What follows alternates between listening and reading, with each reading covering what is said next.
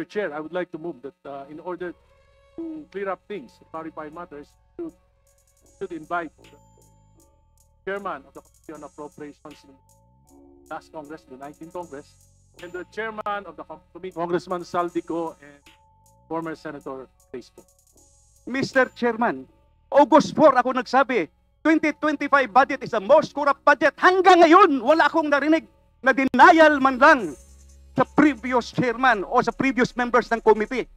Does this mean na hindi nila kaya i-dispute yung sinabi ko na 2025 budget is the most corrupt budget ever passed in the history of Congress? So I second that motion, Mr. Chairman. I am objecting on the motion. I am objecting on the motion.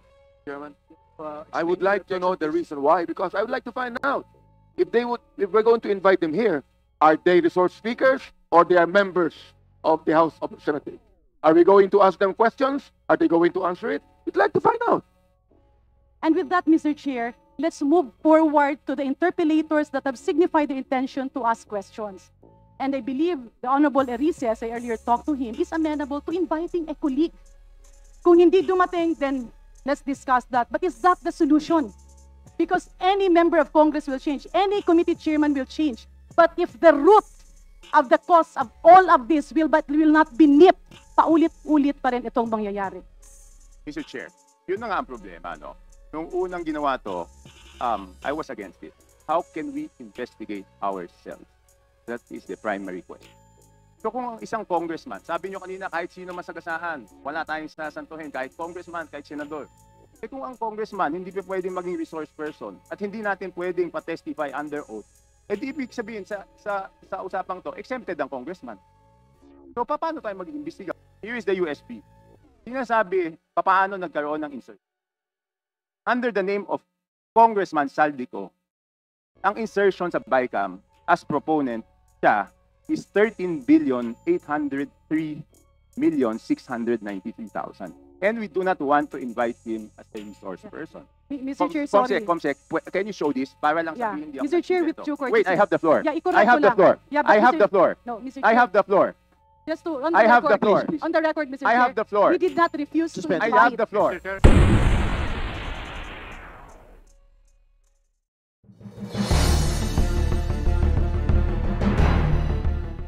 So nagsisimula po ito sa Engineering District.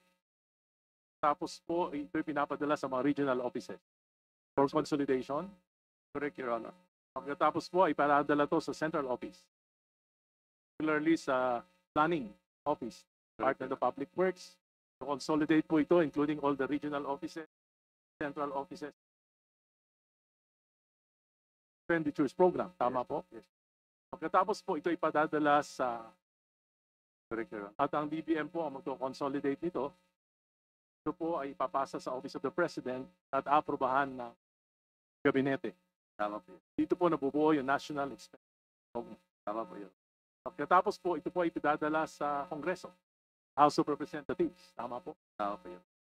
At ito po ay magiging General Appropriations Bill. Tama po yun. At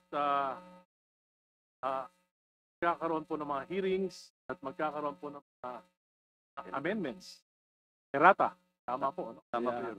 Based on consultation with representatives, consultation with the Committee on Appropriations. Tama po yun. Tama po yun.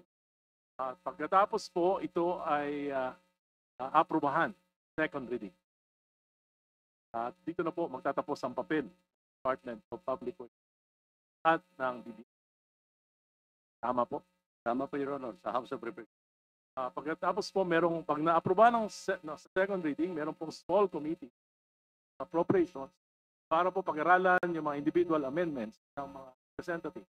Tama po ba sa inyong pagkakaalam? Tama po, Your Honor. Pagka ito po ay na-aprobahan on second and third reading, ito po ay padadala sa Senado. Tama po. Magkakaroon po tayo ng BICAM. At yung BICAM po, finalize ano ba mga amendments na pag-aagrihan ng both Representative, House of Representatives and the Senate. Tama po.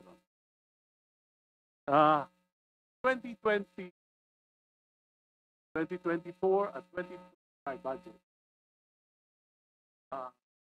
meron po ng malaking babago mula sa budget ng WH na isabit nyo sa Kongreso. Tama po ba yun?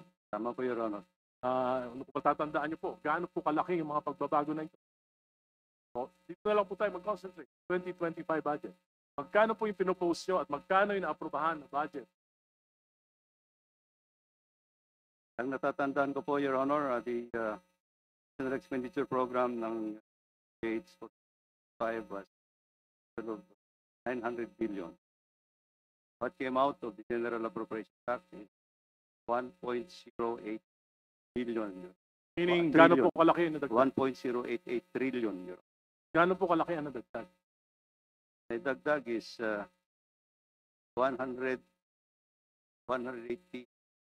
billion. Your At sa nadagdag po na 188 billion, ito po yung mga infrastructure projects. Tama po. That's correct. Sa pagkakaalam nyo, saan kumuha ng mga program of works? Paano nakapagdagdag ang House of Representatives at ang Senate ito sa mga...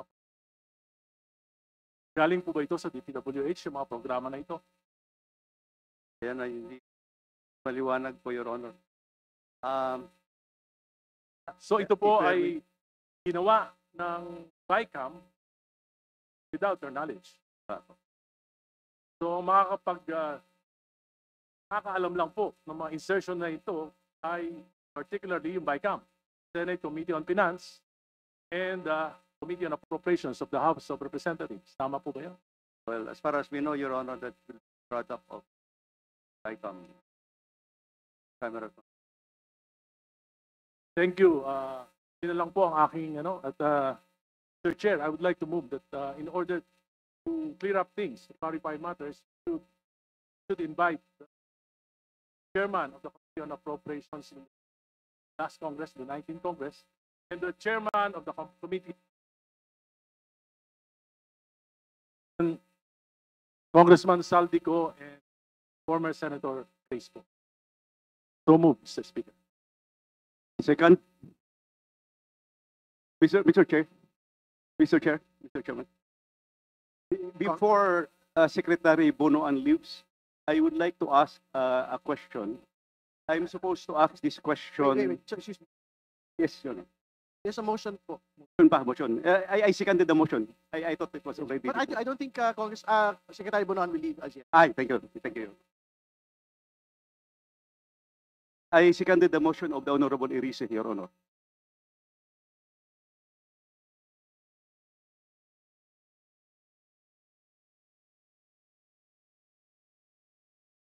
Can we restate the motion, please?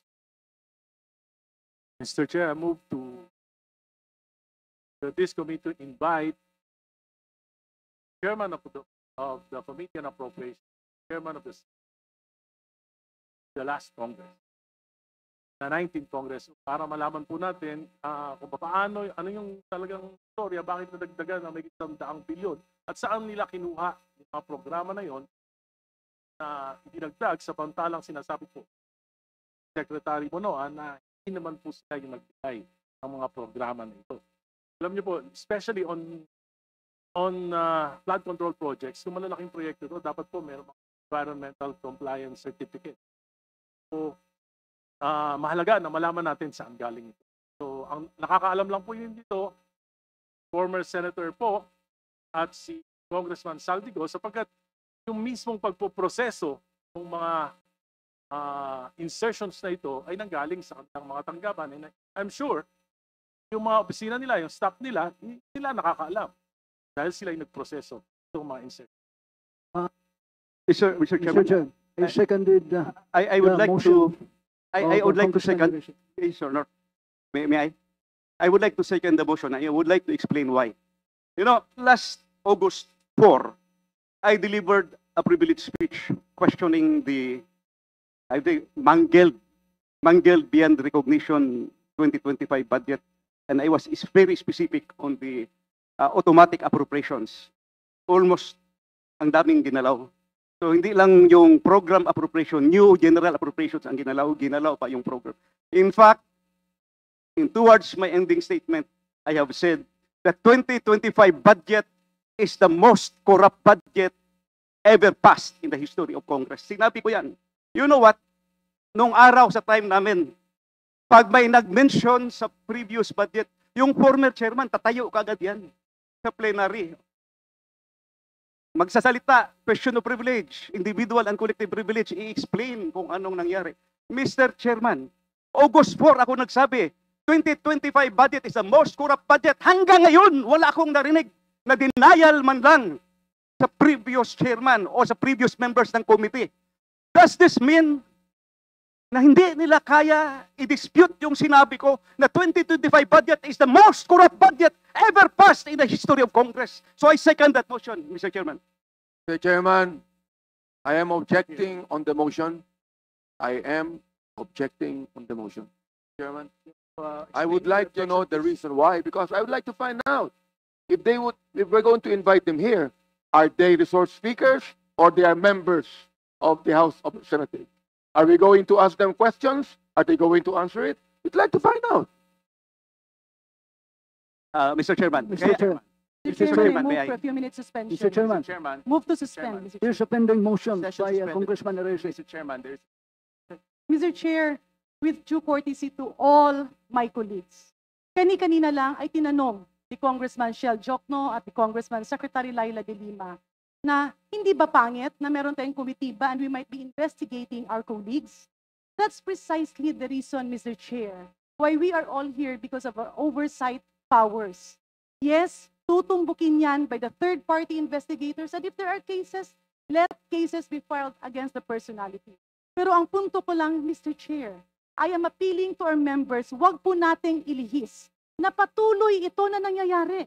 Nagbago na ang chairman ng Committee on Appropriations, nangyayari pa rin. And tila ako, nung pag-aral ko ng 2026 proposed NEP, merong mga napasok na flood control projects na hindi nanggaling sa baba. Mr. Chair, with due courtesy to my colleagues, yes, tumbukin natin later ang Committee on Appropriations, but for now, we have the officers that resigned. I'm not sure if it is already accepted, officials of the Department of Public Works and Highways. We need to know paano ito nangyayari. And also, Mr. Chair, if I move forward, the intent of this committee is to exercise of oversight powers to put in and instill measures para hindi na maulit. Instead of focusing on a single situation, as reiterated, as conveyed by my very good friend, Congressman Ungab, baka pwedeng we can invite them. We can invite a colleague who is not a member of the four committees. So the former chairman of the Committee on Appropriation is not a member of all the committees here.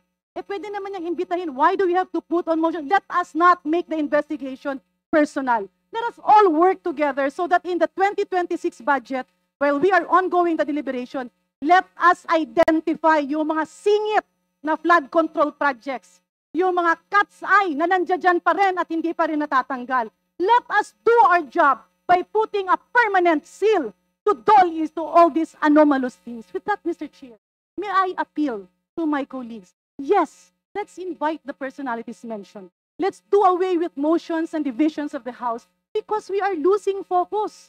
Balikan natin, ano bang iniimbestiga natin? Na mapunta ang pera ng taong bayan sa tamang proyekto.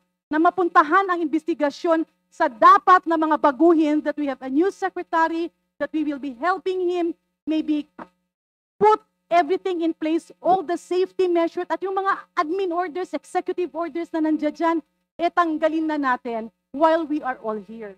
So again, Mr. Chair, may I repeat my appeal? The focus of our investigation is to nip the bud, putulin ang ugat para hindi na ulit tumubo. And with that, Mr. Chair, let's move forward to the interpellators that have signified their intention to ask questions. And I believe the Honorable Arrece, as I earlier talked to him, is amenable to inviting a colleague. Kung hindi dumating, then let's discuss that. But is that the solution? Because any member of Congress will change, any committee chairman will change. But if the root of the cause of all of this will not be nipped, paulit-ulit pa rin itong mangyayari. Thank you. Congressman Chanco, then Congresswoman. Mr. Chair, yun na nga ang problema, no? Nung unang ginawa to, I was against it. How can we investigate ourselves? That is the primary question. So kung ang isang congressman, sabi nyo kanina kahit sino masagasaan, wala tayong sasantuhin, kahit congressman, kahit senador. Eh kung ang congressman hindi pa pwedeng maging resource person at hindi natin pwedeng pa-testify under oath, eh di ibig sabihin sa usapang to, exempted ang congressman. So paano tayo mag-iimbestiga? Paano tayo? Number one. Number two, Mr. Chair, here is the USB. Sinasabi, paano nagkaroon ng insert? Under the name of Congressman Saldico, ang insertion sa BICAM as proponent siya is 13,803,693,000. And we do not want to invite him as a resource person. Mr. Chair, sorry. Comsec, can you show this? Para lang Yeah. sabihin, hindi ako Mr. Chair, with nagsikwento. due courtesy. Wait, I have the floor. Yeah, i-correct I have ko the lang. floor. Yeah, but I have Mr. the floor. No, Mr. I Chair, have the floor.